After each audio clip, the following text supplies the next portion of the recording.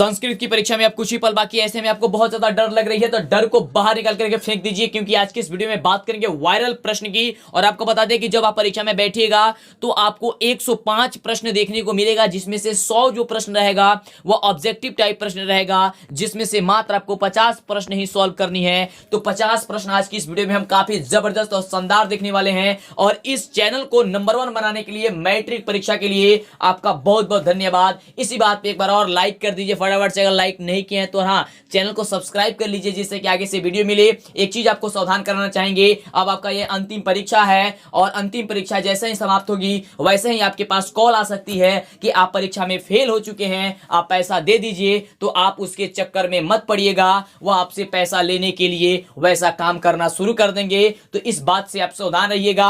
पहले ही ये बात हम आपको समझा देते हैं कि पैसा लूटने के लिए बहुत ज्यादा जो लोग होते हैं वो आपसे ठगने की कोशिश करेंगे, तो उन लोगों से सावधान रहिएगा। बोल दीजिएगा कि अगर हम फेल हो चुके हैं तो कोई बात नहीं है, हमें फेल रहने दीजिए, लेकिन आप पैसा एक भी रुपया नहीं दीजिएगा। क्योंकि पिछले साल भी ऐसा ही हुआ था, काफी बच्चे के पास कॉल गया था कि आप फेल हो चुके हैं, आप पैसा दे दीजिए तो आपको पास कर देंगे। तो ऐसा आपको नहीं करना है। अब आपका अंतिम यह परीक्षा रहा। आइए देखते हैं क्वेश्चन क्या कह रहा है। जितना भी क्वेश्चन है सभी जबरदस्त और शानदार प्रश्न है। तो जल्दी से, अभी तक भी वीडियो को लाइक नहीं किए तो लाइक कर दीजिए, चैनल पे पहली बार सब्सक्राइब कर दीजिए, जिससे कि आगे से आने वाली अब सभी वीडियो आपको हम देना शुरू कर दे। क्योंकि अब न्यूज भी आपको मिलेगी, काफी गलत खबर मिलना शुरू हो जाएगी, तो आपको हम सोचेंगे कि जितने भी सच्ची खबर आपको मिले वो आपको हम दें। चलिए आइए देखते हैं क्वेश्चन क्या कह रहा है। सबसे पहला नंबर प्रश्न कह रहा है, मनःधन रथ की संधि होगी। आपको बताना है कि मनःधन रथ की संधि क्या होगी। तो इसका बिल्कुल सही उत्तर हो जाएगा ऑप्शन बी नंबर कि मनोरथ।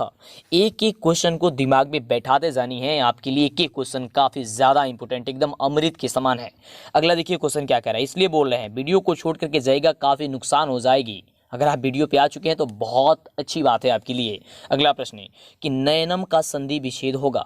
नयनम का संधि विच्छेद क्या होता है। बिल्कुल इसका करेक्ट उत्तर हो जाएगा ऑप्शन बी नंबर कि ने धन अनम होता है। क्या होता है, ने धन अनम होता है, यानी ऑप्शन बी होगा बिल्कुल करेक्ट उत्तर।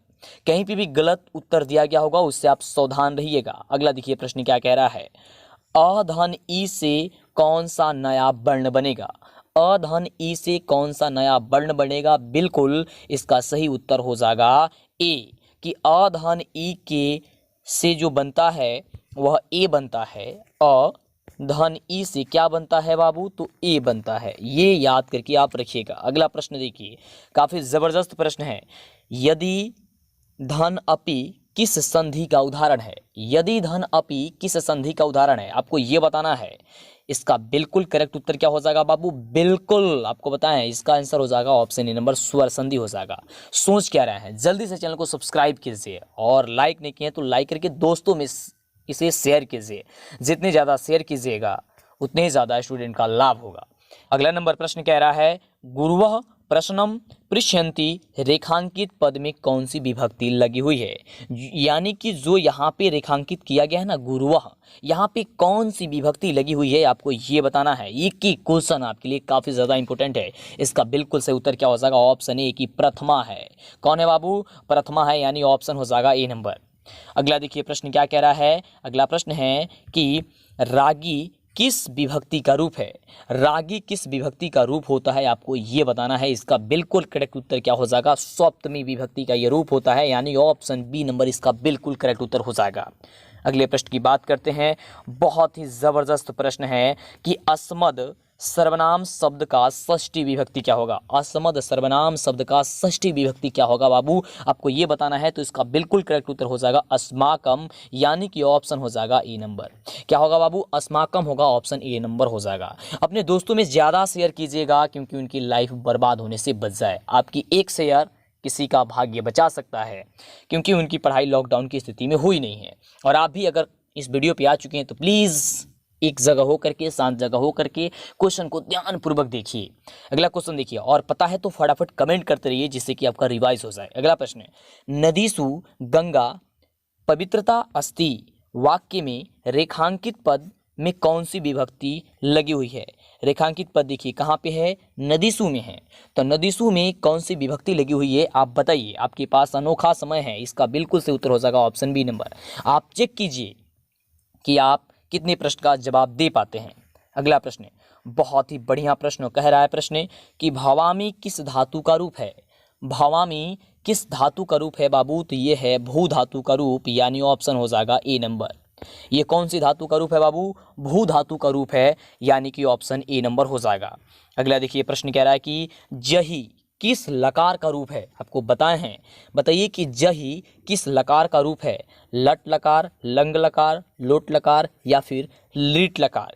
जही किस लकार का रूप होता है आपको ये बताना है, एकदम दिमाग में बैठाते जानिए। बिल्कुल जही जो है आपका लोट लकार है, यानी कि ऑप्शन सी नंबर बिल्कुल इसका करेक्ट उत्तर हो जाएगा।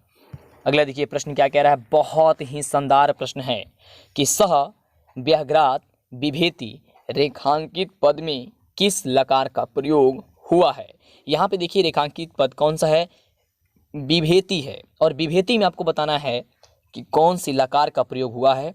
लिट लकार, लट लकार, लंग लकार या फिर विधिलिंग लकार का, कौन से लकार का। ये क्वेश्चन का उत्तर हमने आपको पहले ही बता दिया है बाबू, तो इसका बिल्कुल सही उत्तर हो जाएगा आपका ऑप्शन बी नंबर कि लट लकार। क्या होगा, लट लकार ऑप्शन हो जाएगा बी नंबर। अगला नंबर प्रश्न देखिए, बहुत ही जबरदस्त प्रश्न है। पाड़ी पादम किस समास का उदाहरण है बाबू, पाड़ी पादम किस समास का उदाहरण है, तो ये जो है वह द्वंद्व समास का उदाहरण है, यानी कि ऑप्शन जो हो जाएगा बी नंबर हो जाएगा। द्वंद्व समास का क्यों है, क्योंकि इसमें दोनों पद प्रधान है।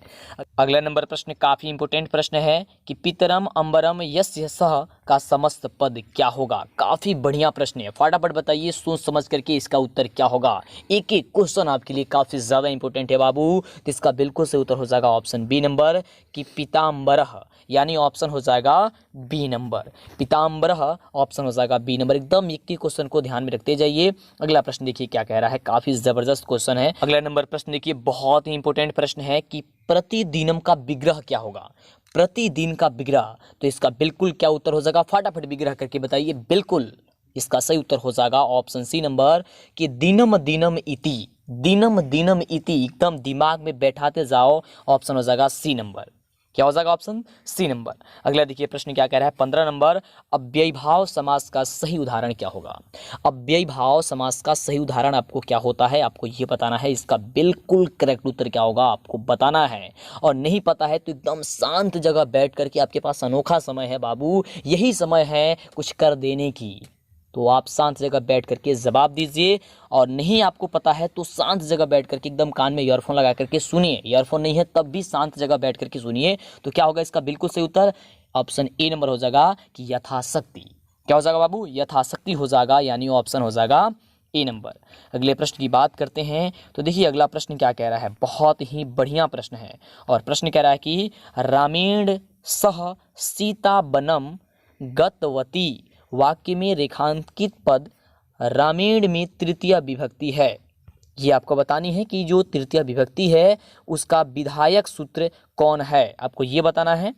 यहाँ पे देखिए एक बार और पढ़ लीजिए, क्वेश्चन थोड़ा सा लंबा है कि रामेण सह सीता बनम गतवती वाक्य में रेखांकित पद जो रामेण में तृतीय विभक्ति विधायक सूत्र है वो कौन सा सूत्र है, आपको ये बताना है। काफ़ी ज़बरदस्त क्वेश्चन है। अब आपको अंदाज़ा लग रहा होगा कि आप कितने में हैं, आपकी तैयारी कितनी हुई है। इसका बिल्कुल सही उत्तर हो जाएगा ऑप्शन ए नंबर, सहार्थे तृतीया। सहार्थे तृतीया जो होगी इसका बिल्कुल सही उत्तर हो जाएगी। डरना नहीं है अगर आपको थोड़ी सी दिक्कत हो रही है, क्योंकि देखिए संस्कृत है और संस्कृत में आप मन ना देते थे पढ़ने में, वही दिक्कत हो रही है, लेकिन काफ़ी आसान क्वेश्चन पूछा गया है। तो धीरे धीरे अभी मौका है, आप लगातार हमारा वीडियो देखिए, आपकी तैयारी कंप्लीट हो जाएगी। वैसे तो इन सभी प्रश्नों का उत्तर आपको पता ही होगा, नहीं पता है कोई भी दिक्कत नहीं, अभी समय है आपके पास। अगला क्वेश्चन देखिए क्या कह रहा है कि अपादान कारक में किस विभक्ति का प्रयोग होता है।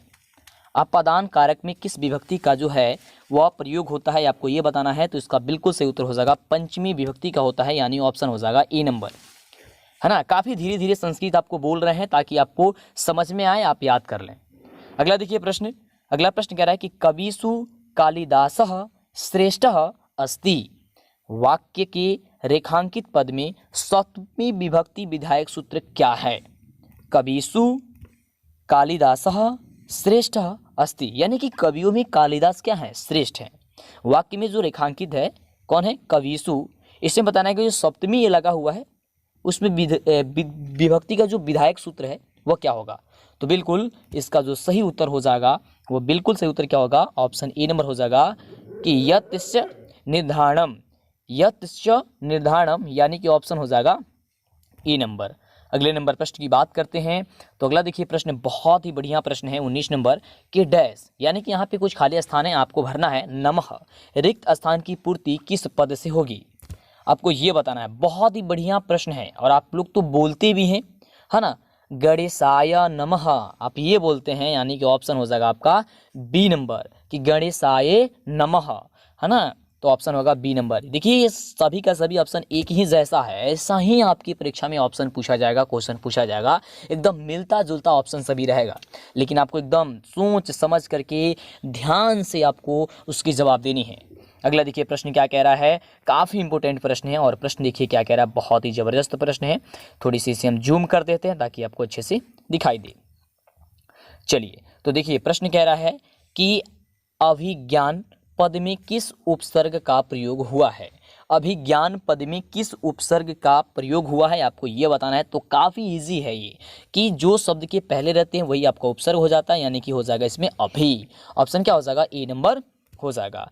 अगला देखिए प्रश्न बहुत ही बढ़िया प्रश्न है कि अति उपसर्ग से निर्मित पद कौन है, निर्मित शब्द कौन है। अति उपसर्ग से क्या बना हुआ है मिल करके आपको ये बताना है। तो बिल्कुल इसका सही उत्तर हो जाएगा अत्यंत। अति धन यंत होता है अत्यंत, तो इसको विग्रह करके जब बनाइएगा तो आपको समझ में आएगा।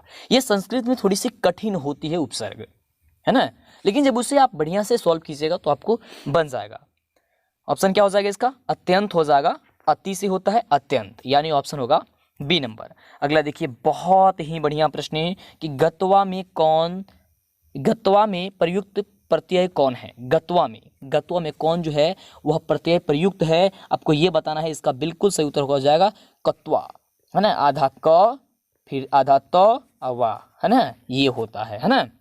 इसका क्या हो जाएगा, ऑप्शन हो जाएगा ए नंबर। अगला देखिए प्रश्न बहुत ही बढ़िया प्रश्न है और इसे आपको एकदम दिमाग में बैठा लेना है। प्रश्न कह रहा है कि गच्छतम बालकम पश्य रेखांकित पद में प्रयुक्त प्रत्यय आपको बताना है, यानी कि रेखांकित पद कौन है, तो गच्छतम है, यानी इसमें आपको बताना है प्रत्यय जो है वह कौन सा प्रत्यय लगा हुआ है। तो इसका बिल्कुल सही उत्तर हो जाएगा श्रित प्रत्यय लगा हुआ है, यानी ऑप्शन हो जाएगा ए नंबर। ठीक है, चलिए अगले प्रश्न की बात करते हैं। बहुत ही शानदार प्रश्न है, कह रहा है कि मानवः पद में किस तद्धित प्रत्यय का प्रयोग हुआ है। मानवः पद में किस तद्धित प्रत्यय का प्रयोग हुआ है, काफी बढ़िया प्रश्न है। तो इसका बिल्कुल सही उत्तर हो जाएगा कि अन्न प्रत्यय का प्रयोग हुआ है, यानी ऑप्शन क्या हो जाएगा, ए नंबर हो जाएगा।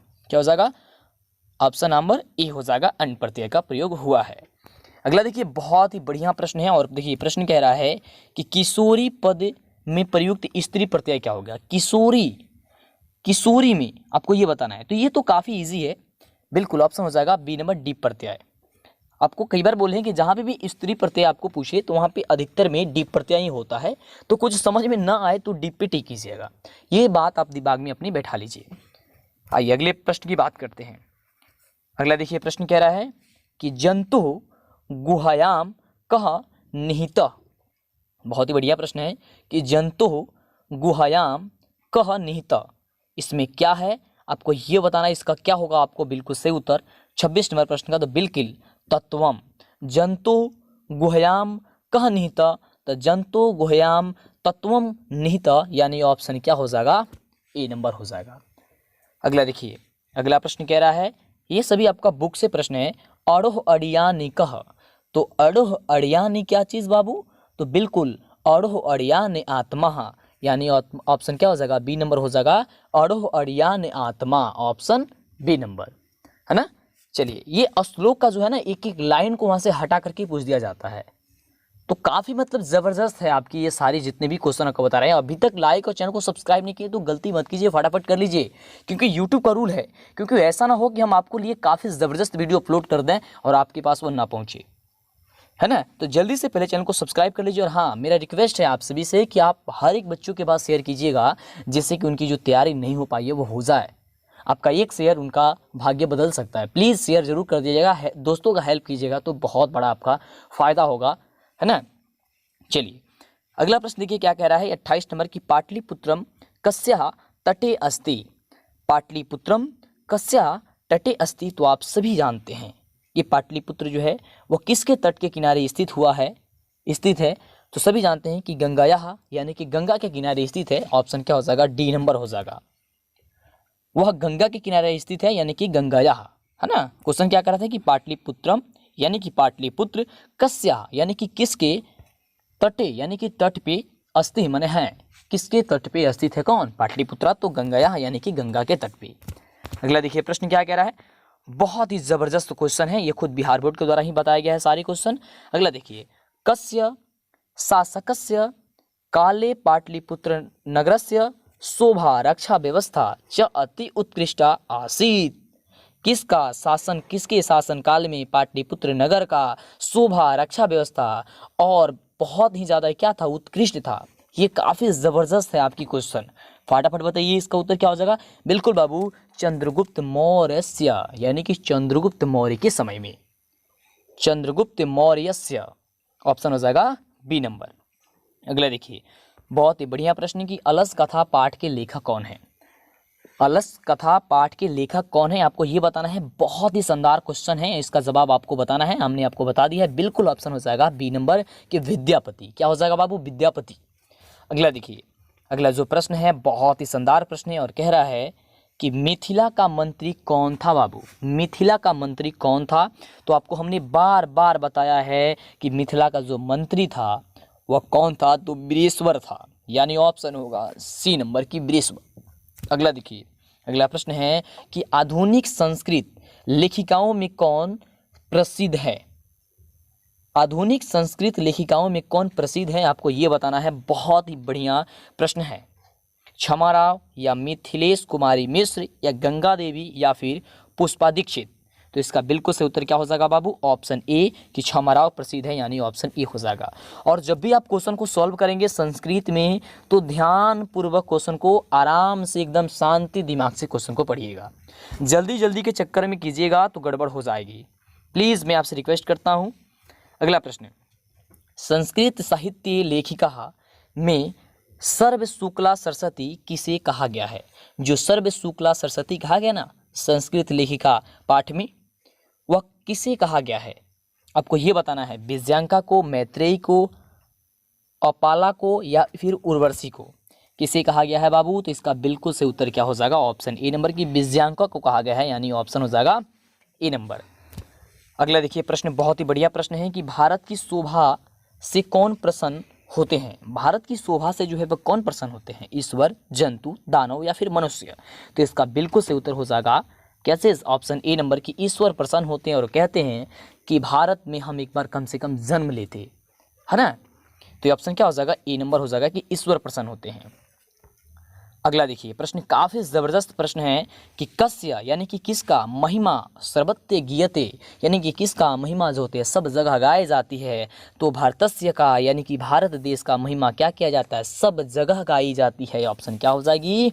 बी नंबर हो जाएगी। अगला देखिए प्रश्न कह रहा है कि कति संस्काराः भवन्ति, कति संस्काराः भवन्ति यानी कि संस्कार जो होते हैं वह कितने होते हैं? तो आपको बताए थे कि 16, यानी ऑप्शन क्या हो जाएगा? सी नंबर, 16 संस्कार होते हैं, ऑप्शन हो जाएगा सी नंबर। अगला देखिए प्रश्न क्या कह रहा है, बहुत ही बढ़िया प्रश्न है। अगला नंबर प्रश्न कह रहा है कि अंत्येष्टि संस्कारः कदा भवति, यानी कि अंतिम संस्कार कब होता है? तो सबको पता है कि मरने के बाद होता है, यानी कि मरणादअनंतरम, यानी ऑप्शन क्या हो जाएगा? ए नंबर हो जाएगा। एकदम दिमाग में आपको बैठाते जानी है। अगले प्रश्न की बात करते हैं। देखिए अगला प्रश्न हम सभी क्या कह रहा है कि विदुर नीति संकलितः पाठस्य नाम किमस्ति, है ना। विदुर नीति संकलितः पाठस्य नाम किमस्ति? तो इसका बिल्कुल सही उत्तर क्या हो जाएगा बाबू? ऑप्शन ए नंबर की नीति श्लोकः, यानी कि ऑप्शन हो जाएगा ए नंबर नीति श्लोकः। क्या हो जाएगा बाबू? ऑप्शन हो जाएगा ए नंबर। अगले प्रश्न की बात करते हैं। बहुत ही बढ़िया प्रश्न है कि राम प्रवेश रामस्य ग्रामस्य नाम किमस्ति, जो राम प्रवेश के गांव के जो नाम था वह कौन सा नाम था आपको ये बताना है। तो आपको हमने कई बार बताया है कि भीखनटोला नाम था, यानी ऑप्शन हो जाएगा सी नंबर की भीखनटोला। ठीक है, कौन था? भीखनटोला, यानी कि ऑप्शन हो जाएगा सी नंबर। अगला नंबर प्रश्न काफी इंपोर्टेंट प्रश्न है कि स्वामी दयानंद कह आसित, यानी कि स्वामी दयानंद कौन थे? तो आप सभी को पता है कि स्वामी जो दयानंद थे वह कौन थे बाबू? तो समाज उद्धारक, यानी कि ऑप्शन हो जाएगा डी नंबर। ठीक है, ऑप्शन क्या हो जाएगा, डी नंबर। वह वैज्ञानिक नहीं थे, वह कृषक नहीं थे, वह राजनेता भी नहीं थे, वह कौन थे, समाज उदारक, यानी ऑप्शन हो जाएगा डी नंबर। अगला देखिए प्रश्न काफी इंपोर्टेंट प्रश्न है, तो कह रहा है कि मंदाकिनी वर्णम पठस्य रचनाकारः कः, यानी कि मंदाकिनी वर्णन जो पाठ है उसका रचनाकार कौन है, आपको ये बताना है। काफी जबरदस्त क्वेश्चन है ना। फटाफट लाइक कीजिए, जब अभी तक लाइक नहीं किए तो जल्दी से लाइक कर देंगे और जवाब देने का प्रयास करेंगे। मंदाकिनी वर्णम पाठस्य रचनाकारः का, तो इसका बिल्कुल से उत्तर हो जाएगा ऑप्शन बी नंबर कि वाल्मीकि।